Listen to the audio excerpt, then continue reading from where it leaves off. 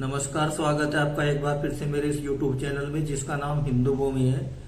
इस वीडियो संदेश के द्वारा मैं आपको श्राद्ध कर्म की महत्ता और उसकी उपयोगिता के बारे में बताऊंगा कि हम श्राद्ध क्यों करते हैं। जो भी व्यक्ति सनातन संस्कृति से अपने आप को जुड़ा हुआ महसूस करता है उसको मालूम होगा कि आगामी पूर्णिमा के बाद से पहला श्राद्ध कर्म होगा।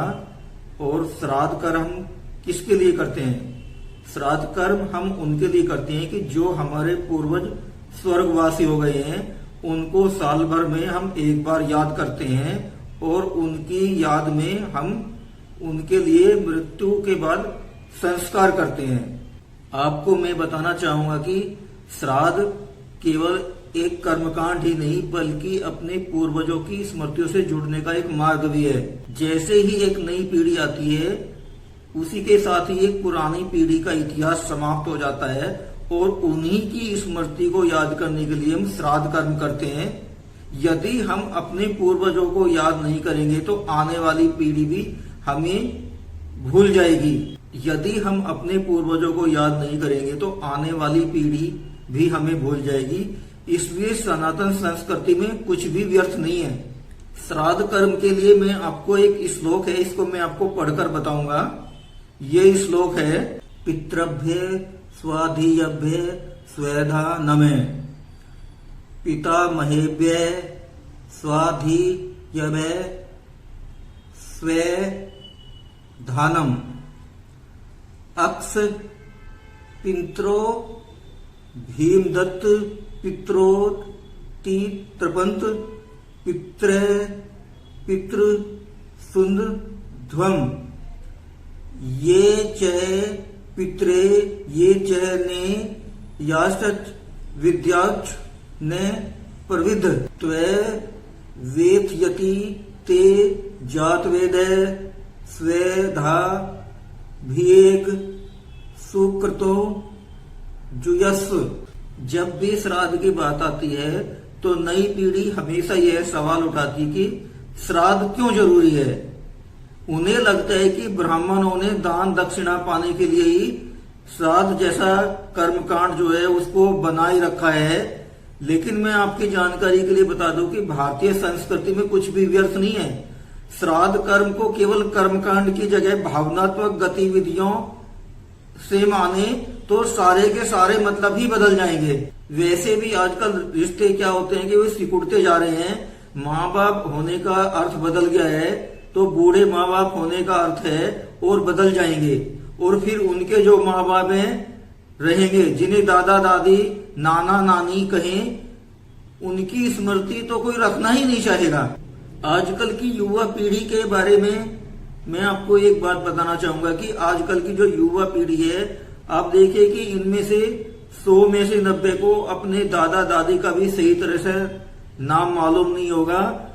परदादा और परदादी की तो बात ही छोड़िए, जबकि कहा जाता है कि इनकी बुद्धि जो है वो बहुत ही तीव्र है। ऐसे समय श्राद्ध से जुड़े रहने का मतलब है कि अपने पूर्वजों को याद करना।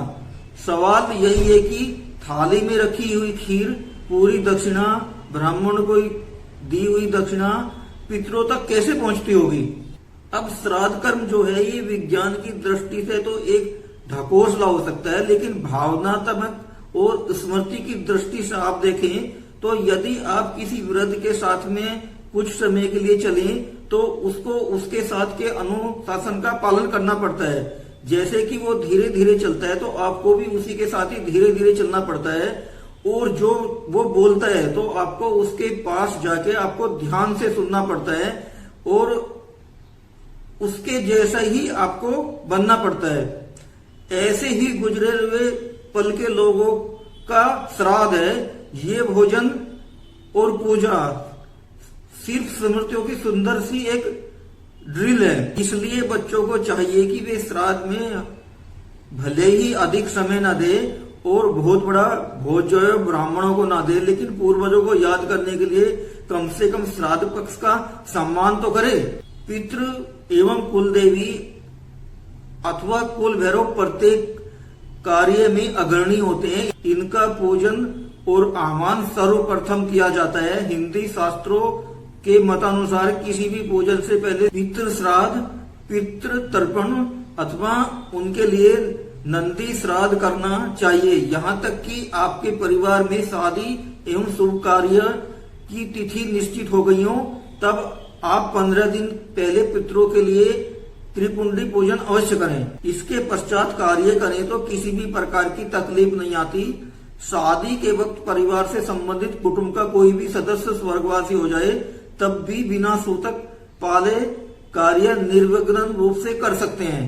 पितृपक्ष क्या होता है कि विशेष 16 दिन रहता है, जो शास्त्र के अनुसार भाद्रपद की पूर्णिमा से अश्विन कृष्ण अमावस्या तक रहता है।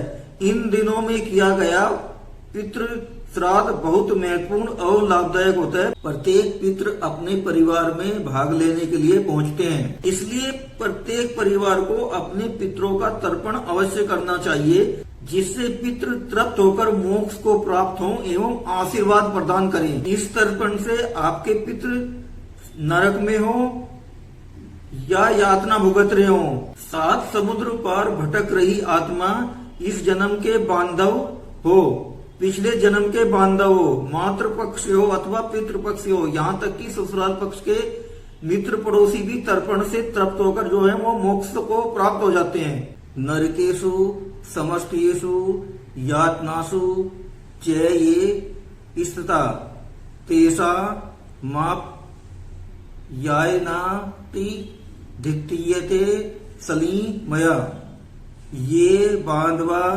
बांधवस्व ये यजन्म मानी बांधवा ते तृप्ति मखिला यान्तु यस्वा स्मृतो ड भिवार क्षति। ये पितरी हैं जो आपके वंश को आगे बढ़ाते हैं एवं अन्न का भंडार करते हैं, बहुधन का भंडार करते हैं। पितरों से पुत्र, पुत्र बंधु, नाती, पुत्री, भ्राता, कुटुंब के सभी व्यक्तियों को आशीर्वाद मांगना चाहिए। ओम गोत्रनो वद देता दातारो नोत्रभ्यु न देता वेदा संत तिरेव च श्रद्धा च नो मां व्यागमद बहु दे नोस्तु अन्न च तो बहु भवेदति छिर लभे मही याचिता ने संतु मां चे याचिस्म कंचन।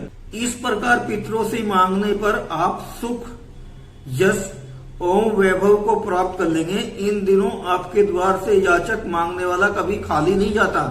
अब सवाल ये उठता है कि जो आप पितरों को पितृ श्राद्ध पक्ष में अर्पित करते हैं कि वो उन तक पहुंचता कैसे है। इस बारे में मेरा मत यह है कि जिस माध्यम के द्वारा हमारी प्रार्थना ईश्वर तक पहुंचती है और जिस माध्यम से ईमेल के द्वारा संदेश प्राप्त हो जाता है, जिस तरह से ठीक डाक के माध्यम से पत्र भेजने पर वह दूसरे को मिल जाता है, ठीक उसी तरह से श्राद्ध पक्ष में पितरों को अर्पित किया गया खाना उनको उसी रूप में प्राप्त हो जाता है जिस रूप में वो उसको पसंद करते हैं। वीडियो के अंत में मेरा आपको ये संदेश है कि आप श्राद्ध कर्म अवश्य करिए और अपने पूर्वजों को याद करिए और किसी भी बुद्धिजीवी, प्रगतिशील विचारों वाले व्यक्ति, किसी भी आधुनिक विज्ञानी, किसी भी फिल्मबाज और किसी भी हिंदू संस्कृति विरोधी मीडिया की बात को दरकिनार करते हुए अपने पितरों का श्राद्ध अवश्य करें और उनको संपन्न करें तथा अपने पूर्वजों की स्मृतियों से जुड़ने का अनुभव महसूस करें। सनातन धर्म में 33 प्रकार के देवता हैं और इनमें से जो अर्यमा हैं वो पितृपक्ष के देवता हैं। इस वीडियो संदेश के द्वारा मैंने आपको यह बताने का प्रयास किया है कि हमें श्राद्ध कर्म क्यों करना चाहिए और श्राद्ध कर्म की महत्ता क्या है। यहाँ पे कुछ लोगों का कहना होता है कि भाई जीते जी तो अपने पूर्वजों को कुछ खिलाते नहीं है और मरने के बाद में उनको पूरी और सब्जी और खीर बना के खिलाते हैं। उनका कहने का मतलब होता है कि जीते जी ही अपने बड़ों की सेवा करना श्राद्ध है। लेकिन मैं आपको बता दूं कि श्राद्ध और दायित्व में अंतर होता है। श्राद्ध क्या है कि मरने के बाद का संस्कार है, और जो दायित्व है वो जीते जी एक दायित्व है जिसमें हमें अपने बड़ों की सेवा करनी चाहिए। श्राद्ध कर्म का क्या महत्व है यह बताता हुआ मेरा ये वीडियो संदेश आपको कैसा लगा। यदि मेरा ये वीडियो संदेश आपको अच्छा लगा हो तो कृपया करके आप मेरे को कमेंट बॉक्स में बताइए, और साथ ही मेरे इस YouTube चैनल जिसका नाम हिंदू भूमि, इसको सब्सक्राइब कर दीजिए। श्राद्ध पक्ष के बारे में मैं अभी और कई वीडियो पोस्ट करूंगा। अभी ये मेरा पहला वीडियो था, तो मैं मिलता हूं आपसे एक नई वीडियो के साथ। तब तक के लिए मेरा आपको जय हिंद, भारत माता की जय।